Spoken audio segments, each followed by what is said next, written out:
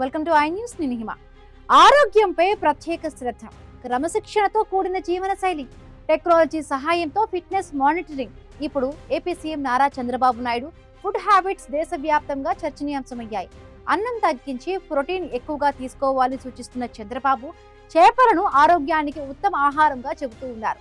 ఆయన diet plan, fitness ఫార్ములాపై ఇప్పుడు ఆసక్తికరమైన చర్చ సాగుతోంది. ఏపీ ముఖ్యమంత్రి నారా చంద్రబాబు నాయుడు మరొకసారి తన ప్రత్యేక జీవన శైలితో వార్తల్లో నిలిచారు.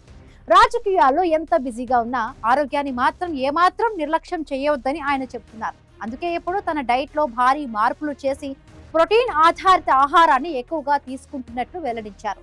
తాజాగా నెల్లూరు జిల్లాలో నిర్వహించిన మత్స్యకార సేవలో కార్యక్రమంలో పాల్గొన్న సీఎం చంద్రబాబు చేపల ప్రాధాన్యతపై ప్రత్యేకంగా మాట్లాడారు. చేపలు శరీరానికి అవసరమైన ప్రోటీన్ను అందిస్తాయని, ఆరోగ్యాన్ని కాపాడడంలో కీలక పాత్ర పోషిస్తాయని అన్నారు. ముఖ్యంగా డయాబెటిస్ వంటి సమస్యలు రాకుండా ఉండాలంటే కార్బోహైడ్రేట్స్ తగ్గించి ప్రోటీన్ ఎక్కువగా తీసుకోవాలని సూచించారు.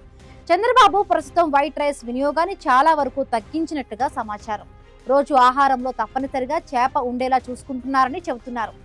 ఆయిల్, ఉప్పు వినియోగం కూడా కంట్రోల్లో ఉంచుతూ సమతుల్య ఆహార పద్ధతిని పాటిస్తూ ఉన్నారు. వయస్సు పెరిగినా అదే ఎనర్జీతో పనిచేయడానికి కారణం క్రమబద్ధమైన జీవన శైలినని ఆయన సన్నిహితులు చెబుతున్నారు.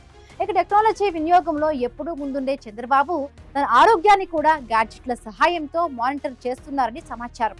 హెల్త్ ట్రాకింగ్ రింగ్ ద్వారా నిద్ర, ఫిజికల్ యాక్టివిటీ, ప్రోటీన్ లెవెల్స్ వంటి అంశాలను ట్రాక్ చేస్తున్నట్టుగా ఆయన గతంలోనే వెల్లడించారు. నిద్ర తగ్గినా, శరీరానికి అవసరమైన పోషకాలు తగ్గినా వెంటనే అలర్ట్ వచ్చేలా వ్యవస్థను వినియోగిస్తున్నట్టుగా తెలుస్తోంది. ప్రస్తుతం సోషల్ మీడియాలో కూడా చంద్రబాబు ప్రోటీన్ ఫార్ములాపై పెద్ద ఎత్తున చర్చ జరుగుతోంది. ఆరోగ్యకర జీవన శైలిపై ప్రజల్లో అవగాహన పెంచే విధంగా ఆయన వ్యాఖ్యలను చాలా మంది అభినందిస్తూ ఉన్నారు. ముఖ్యంగా యువత, ఉద్యోగులు, బిజీ లైఫ్ స్టైల్లో ఉన్న వారికి ఇది ఒక ఇన్స్పిరేషన్ గా మారుతోందని నెటిజన్లు కామెంట్స్ చేస్తున్నారు.